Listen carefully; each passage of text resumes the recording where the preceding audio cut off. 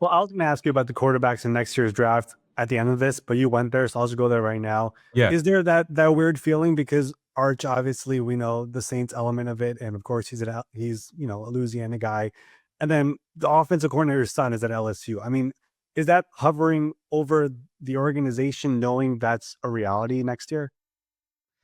It's such a fascinating question. I think it's hovering over like this side of the organization, but inside, this is like really, if you look at it, like they are deep into a rebuild, right? But it happened so reluctantly. Like they did not plan to get here. They did not plan to be without Derek Carr. I mean, Tyrann Mathieu retires, and if you're a rebuilding team looking at Arch next year, you're just saying, "Oh, wait, this is a benefit. Like this guy just walked away. Let's just not replace him. Play Jonas Sanker, who we drafted in the third round, and either he's good or he's not. But we aren't going to do anything to actively improve the team." And we can do it under the guise of well, we just lost somebody. Like that isn't active tanking, but it's just not trying to get better.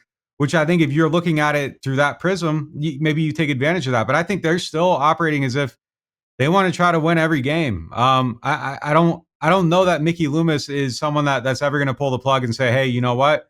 Like let's pull back on this and not try to win it. In fact, 2 weeks ago I asked him that. Like, how do you weigh the weight of where your team's at with what you're trying to do with next year's draft? Do you ever look at it? And he said, we try to win every game and deal with the fallout. And I know everybody says that, but their actions actually say it. Like there's all the time people say something with their mouth and then they're doing something else. Like the Saints say it and they do it.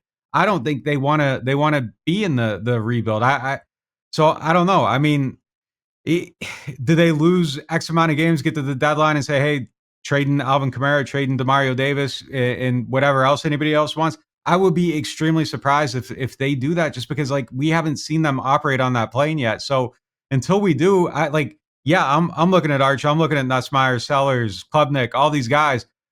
I don't know that they're looking at it like, well, should we try to win this game because we're hearing Arch is going to come out and now we might have the number one pick. I don't know if I see it.